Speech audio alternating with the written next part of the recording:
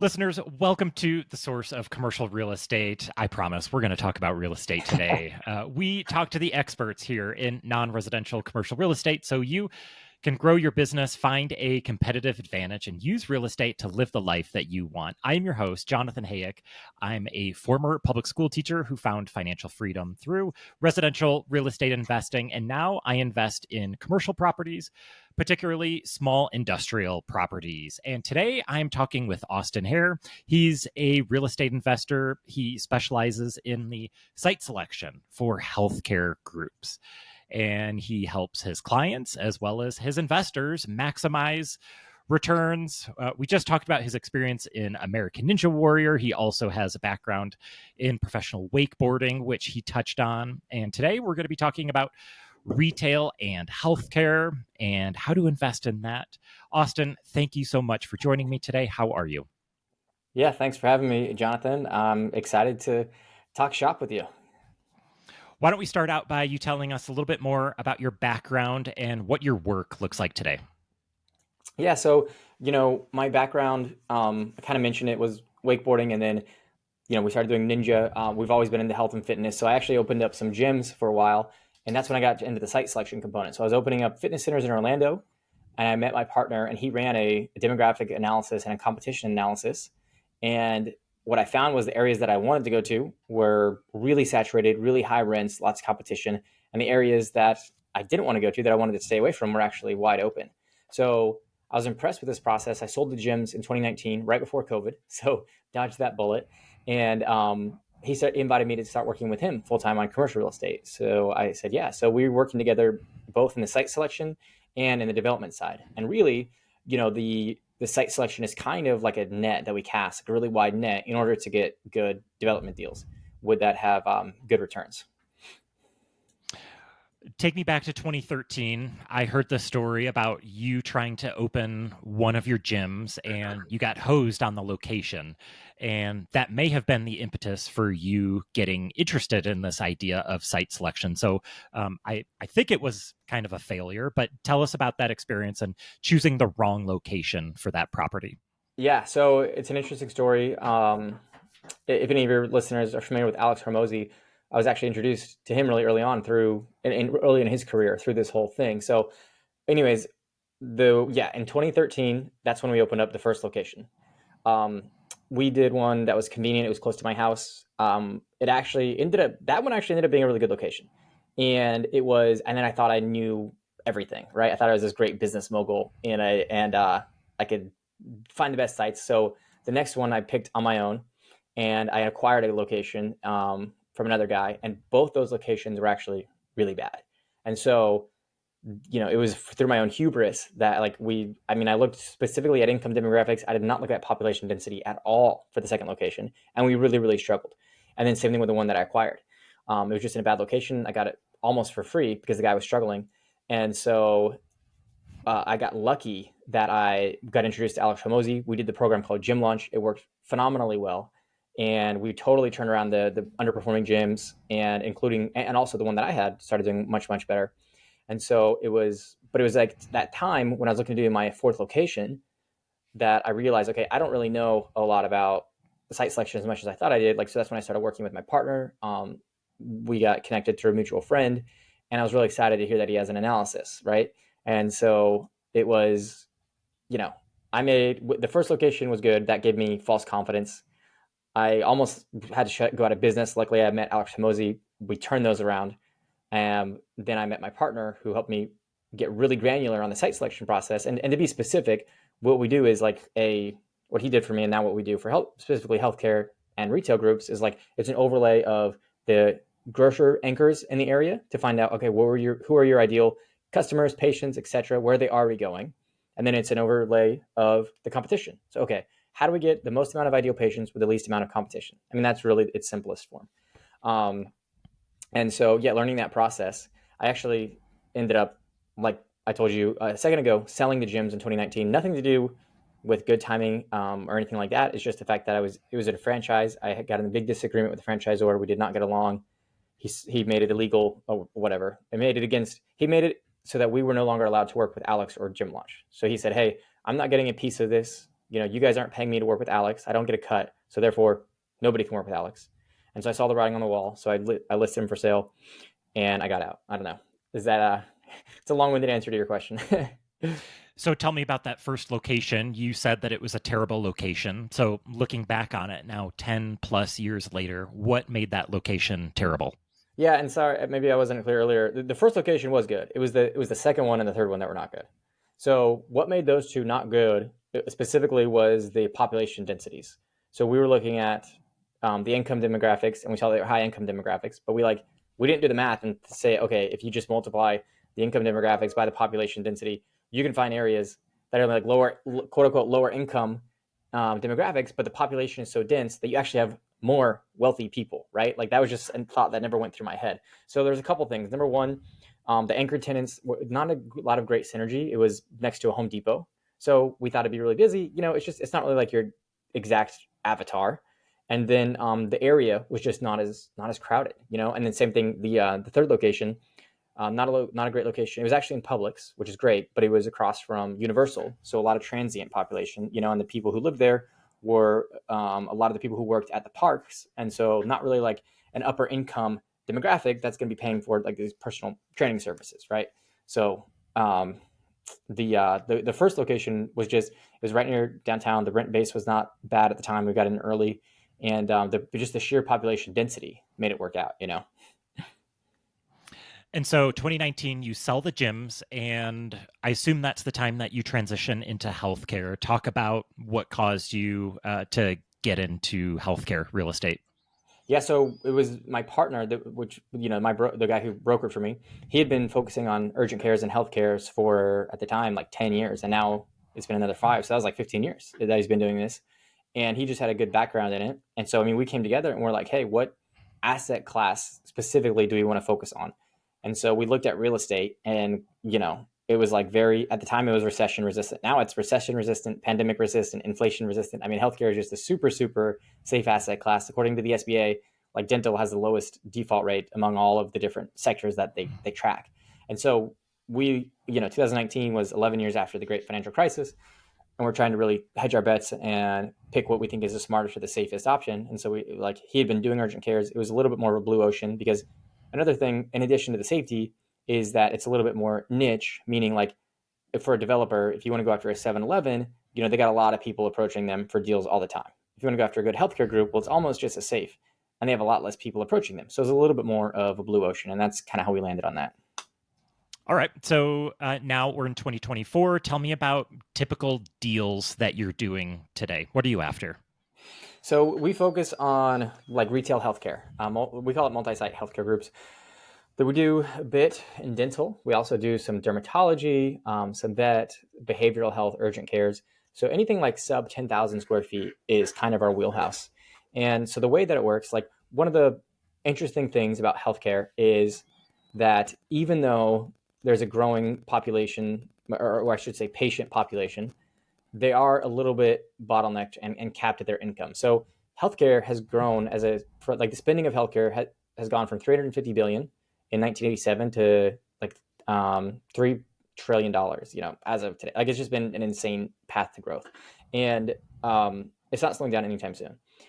The only problem is that when it comes to reimbursements, a lot of healthcare operators are capped by either the insurance companies or if they're taking Medicare and Medicaid by the government. And so you have the situation where, costs are rising, but income is capped and their margins are getting squeezed. And because there is a growing patient population, there's not a lot of second generation spaces available. And so what that means is if you want a new space, because you're growing, you have to go develop it. Well, the problem right now is just inflation, rents, land, interest rates, labor, materials, all that stuff is just really expensive. And when you're dealing with capped revenue, it's very difficult to go and pay these numbers. So what's the solution? Well, it's in our situation, how we've been overcoming this is using our relationships that we've been building with the national tenant retailers for the past 15 years. So in addition to like doing urgent cares and different healthcare groups, we've also been building relationships with Starbucks and Panda Express and Chipotle and AutoZone and stuff like that. And so what happens is a lot of developers, when it comes if you get an assignment, it's very common for, like, let's just say, a dental group wants you to go and build them 2,000 square feet. Okay, great. Like, that's easy, no risk. I got my tenant, boom, I'm done. That's a no-brainer. Well, the cost is the most expensive per square foot to do a single freestanding building. In order to get the economies of scale, you really want to do 2 or 3 tenants in a situation like that, where you want to max out the amount of square footage you can fit on the land that you have, which is usually like 8 to 10,000 square feet per acre. And if you don't have great relationships with other tenants, and especially national tenants, then you're just taking on a lot of risk. And so the way that we overcome that is by just leveraging, because we built relationships all around the country by working with these healthcare groups all around the country. And so we have networks of these retailers that I mentioned that we've done deals with. So for us, it's a little bit safer to take on a multi-tenant deal because we can tap into our network that we know. So as a result, we overcome this problem of being too expensive for healthcare users by bringing in these retailers to pay, the retail rent. Healthcare users can get a little bit of a discount, and investors still make a great return. So I'm picturing, you mentioned these national retailers, and I'm like, okay, where is he going with this? Incorporating these medical providers with AutoZone and Starbucks. Is this where you might see, a 3 tenant out parcel or something like that with Starbucks and an Aspen Dental together? Is that the kind of stuff that you're working on? Exactly. Yeah, that's a great example. I was going to bring them up. Yeah, so Aspen is exactly, they kind of paved the model. To be honest, they paved the way. Um, but we don't work with them specifically because they buy all their own real estate. So they're just not bringing on new people to work with. They buy in-house everything and develop it.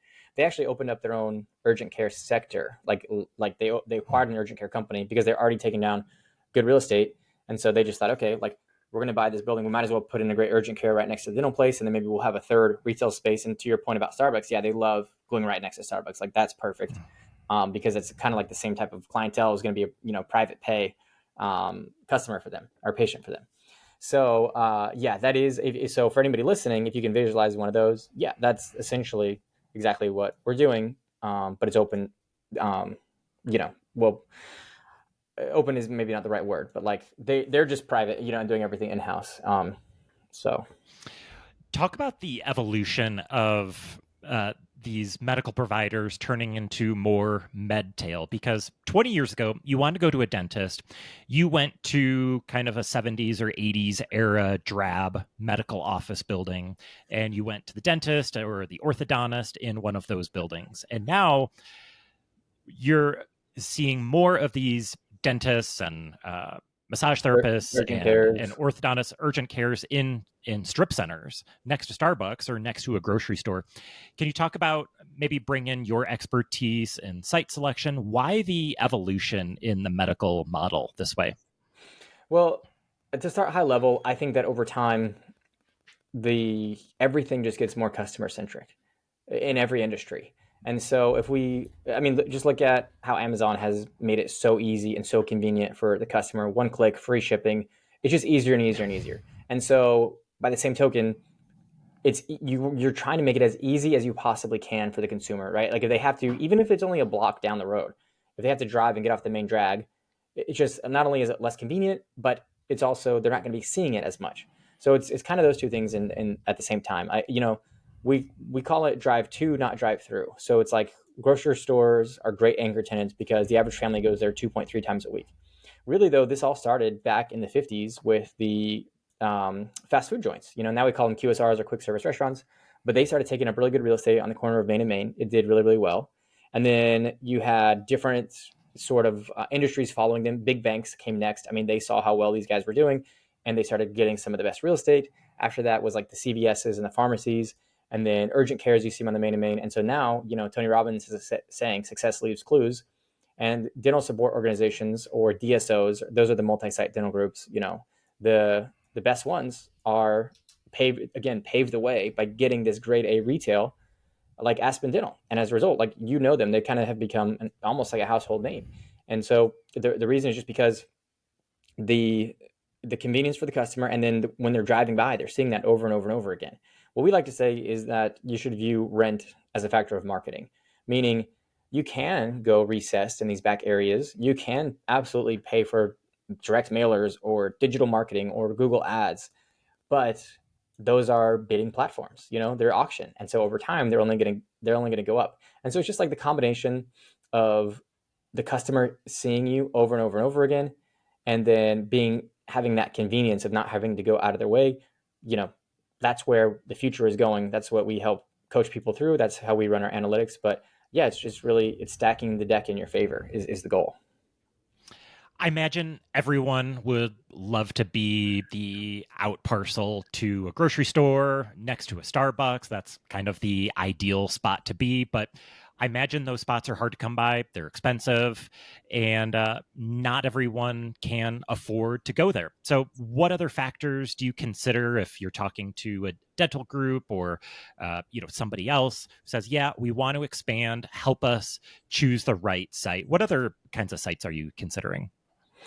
So yes, the answer, well, the Publix, shopping centers, large shopping centers, all these giant places, they do fill up really fast. And then like even places like Heartland Dental, which is another large DSO, a lot of times they have people working with these developers for the shopping centers, and so they get like the first right of refusal as soon as the ground is under contract. Like they're going to these guys, these big DSOs, and they're offering them this space there. So it usually gets filled up a lot. And then of course they're going to have an exclusivity clause, so you're not going to be able to put a dentist right in that plaza unless they go out of business, right?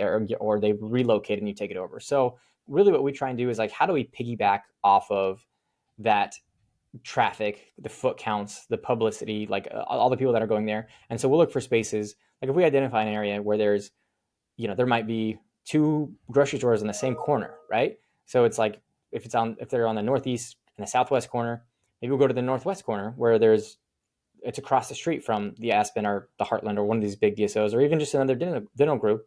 And so especially like if there's a situation where we can get closer to the road, because sometimes in the big grocery anchors, you might be sitting way back and covered by trees and you can't see you. So there is sometimes a possibility of out positioning the competition if you can piggyback off of the exposure or the foot traffic or the drive traffic to the grocery anchors, and you just go to a place that's really close by, that's right off the main drag.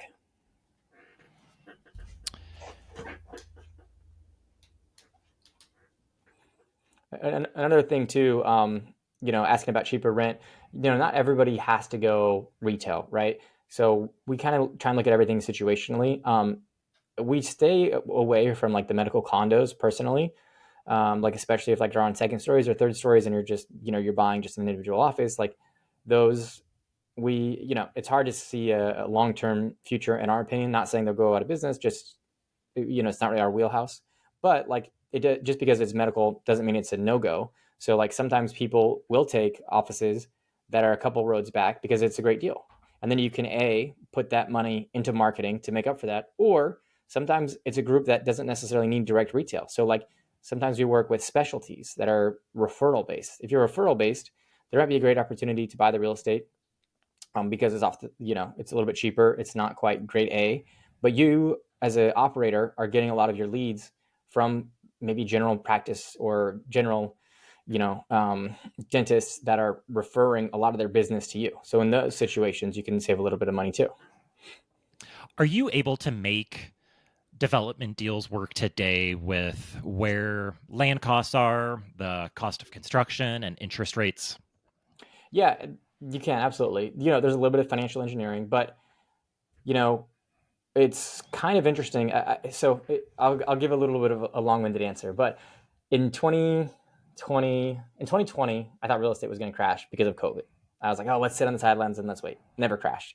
In 2022, I thought real estate was going to crash because of the interest rate hikes. Let's sit on the sidelines. Let's wait for it to crash. Now, like, when is the crash coming? Especially in residential, especially in retail. Okay, you want to sector it off to specific asset classes. If we talk multifamily, if we talk office, yeah, a lot of office is suffering. Not all office, but a lot of office is suffering. Okay, a lot of multifamily is suffering. But like, there's one of the things is there's so much cash that's been printed over the past couple of years, and there's so much cash on the sidelines. Like, no deal, if it's a hard asset that has commodities inside it, like no deal is going to drop so far that somebody isn't going to come in, and buy it at a great cost basis, right? There are buyers waiting on the sidelines to come and scoop it up. But even in addition to that, the retail has been really strong. So like, especially grade A and B grade retail. So when it comes time to like trying to time this whole thing, it's just it would take a lot to really derail it. I would have thought that in 2022 the cost of real estate would go down in direct proportion to the interest rate hikes, and it did not. And the reason is because, like, think about it from a replacement cost. I mean, replacement cost is extremely high, and so if the economy is strong and people aren't like just losing their jobs, which unemployment is very low right now, then there's not really going to be a lot of businesses going under and creating vacant space. So what are you going to do? You have retail centers that have their tenants that are paying their rent. You have to build a new location. And if you're doing that, it's just going to cost a lot of money. I mean, yeah, it's expensive. It's $57 a square foot, for some of these tenants. But the real big tenants, like that I mentioned, Panda, Starbucks, Chipotle, Chick-fil-A, like they know the cost of real estate. They know the cost of doing business because it's that expensive, and they're still they have to grow, they have to get their deals done. And so yeah, it sucks because their rent costs go up, and which causes their operational budgets to go up, but the alternative is not growing, right? And so it'd be very difficult to time. I think what they, at least I can't speak for everybody, but I assume that their thought is like, we can't time a market correction. Like we have to keep growing, we have to keep our shareholders happy.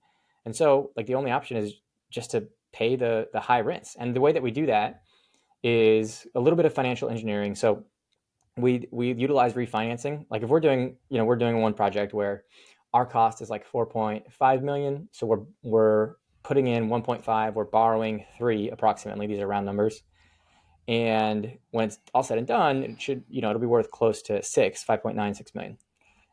At that stage, we're refinancing based on the new appraised value to get a lot of the investment back into the investors' pockets, and that that helps with the IRR because now our cost basis is lower, and then we'll collect annual cash flows, which will not be great after a refinance with high interest rates, but it'll be something. And then the goal is to, once we have the 5-year mark, the 5-year bump, because a lot of times rents bump every 5 years, then we refinance again. And the goal at that stage is to get 100% of the equity paid back to the investors. And then they will own but they're not out of the deal. They just simply have their principal back. They've collected, cash flows up until this point, and now they maintain their equity interest in the building. So there's a little, when you're providing value like this, yeah, interest rates make the deal less juicy. The monthly cash flows at the beginning are not great, but you can refinance, you can get a lot of your money back, and you're working with really strong tenants, so they're not going to go anywhere. And then over time, you just have your principal paydowns, your debt reduction, and the equity, because the value of the building will continue to increase every time you have a rent bump. So it's like the get rich slow scheme, I like to say. Absolutely. And I mean, you laid out the beauty of commercial real estate there perfectly. Because if you're looking for a cash flow or a home run on day one, this is not the business for you. But when you talked about, your all-in cost for this hypothetical property, 4.5 million, and then when you're done and it's fully leased, you're close to 6 million. That's pretty nice jump there. And then plus, if you're waiting 5 to 7 years, you've got 2 or 3% increases annually. Over time, that deal is going to work out. Austin, can you talk about, as you're going through these deals, that example that you just gave, there are a lot of pieces involved. There's working with the tenants, there's site selection, there's buying the land, entitlements, working with the GC and actually constructing the building, and then what do you do with it once it's built? So can you talk about your business, Leaders Real Estate? Are you doing everything? Do you sell it off at the entitlement stage? Do you sell it off once it's fully leased? Where does your role start and end in this long development process? So our role starts with the assignment from the tenant. So we're tenant driven, meaning, we're developing relationships. So that's a big part of my job, is building relationships and trust of, a $50, $100 million group takes a lot of time. It's a long sales pipeline. So let me stop you there. With the, can you define assignment? So are you saying ABC dentist wants to expand and they say, "Yep, Austin, we want to build 3 locations in this general area." Is that what you're talking about? Correct. Yeah. Yeah. They say, hey, we want to go to this specific trade area. And then we help them, we do our analysis, we help them either find a spot to lease, or if nothing's available to lease, then we'll develop a spot, right? If our analytics come back as like, oh, this is a good spot. We're lacking some of these core tenants here. At that stage, we will start doing, they'll get the land under contract, we will have to fork out the due diligence cost and the down payment. So the thing about development that I've learned by getting my hands dirty is there is a lot of risk capital for every deal that you do. So the deals that actually work, they have to be home runs, because there's a lot of deals that don't pencil out that you just can't know. So you will have to put down a down payment, which maybe sure that's refundable. But when you start having to do environmental studies, and impact studies and architectural designs to submit to the city to get their approval, like those, you're not getting that money back, and those can run into hundreds of thousands of dollars. So you really want to make sure that like you have good, like high confidence in this, but B, you're prepared to kind of stomach a little bit of the losses, and just have like, or have a big enough pipeline to where it kind of spreads over that. So usually by the time developers are going to investors, they've kind of done a lot of the dirty work, and they've got to where it's like a pretty secure, or there's approval, or they're about to close on the land, or they have a signed lease, something like that. So usually it's a lot safer by the time you might see somebody coming and knocking on your door asking asking for money. So yeah, for us, we are essentially in house, for like funding those due diligence, earnest money costs, and then like my partner and I, and then we do not do the physical construction ourselves. What we do is we have a group that we work with. We've done hundreds of deals together, and they're very fast and efficient, which is super important because time is money, especially when you have land under contract and you have high interest rates and carrying costs. So what it'll look like is the tenant says, oh yeah, we want to go to this area. Well, nothing's available. Okay, well, this area is available to buy. Let's buy it. All right, now we got to start doing our due diligence, and we have to see. We might get it under contract, but now we have to see, is it viable? Like the city could require impact studies and environmental studies, which we had to pay for, and then when it looks like, and that's always a really fine dance, because it takes a long time, and a lot of times sellers don't understand that like the intended use for us is not what it's currently zoned for, and so they're like, why is this taking so long? Just come and buy it. And it's like, there could be a situation, like, just to use a random example, maybe it's zoned, you could do a car wash, right? Well, we're using a retail dentist. Like, they don't understand that there's a long formal process they have to go through with the city to get it entitled to do a retail center. So a lot of times there's a rub there, and then you sometimes we have to end up closing on the land before we have signed leases, or before it's even finished with the city, because like maybe the city has expressed, yeah, this looks good, we will approve it, but it has to go through our council and it has to go through our committee, and the next meeting is not for a month. Well, the seller's at this stage frustrated and is about to back out of the deal, right? So that's kind of what the process looks like early on, and then yeah, we're working with our general contractors who are nationwide, that we, like I said, we've done a lot of deals with them, and and then in the background, negotiating the leases, signing the leases, making sure that they're covering the expenses with enough margin to make it worthwhile for us as developers and the investors. What's your typical hold time period? That depends on our investors. I don't know if your audience is familiar with the term LPs, like the limited Mm-hmm. partners. Sure. We have LPs that like to flip out of deals. So we've done some deals like, we did a deal where we were in it 18 months, and we did 54% ROI, but annualized that would be about 37%. A lot of times they like to hold. And so we kind of like, the reason we like to hold for these deals is simply because when you flip out of a deal, you got to pay capital gains. And in our experience, it's been really hard to line up a 1031. So your listeners probably know 1031 exchange means you sell a deal, and if you buy a bigger, a more expensive piece of property, you don't have to pay capital gains taxes. Well, it's just hard to get like really good deals on 1031s when you're under that tight of a timeline, because these deals just take a long time to manifest. So we have not had success with that. We prefer to refinance it, which is not a taxable event. So you do owe interest on that. That's true, but you still maintain your equity in the building, which we think is a pretty big deal, because now you own an appreciating asset, You've taken out a lot of cash, which you don't owe taxes on. And as long as you have great credit tenants who have 10-year leases, you know that they're going to be servicing that debt for you. And so we think that like the trade-off of having a little bit less money from a refinance that we can reinvest as we see fit versus having a little bit more but owing taxes, and then not owning the asset after that is a trade-off that's worthwhile.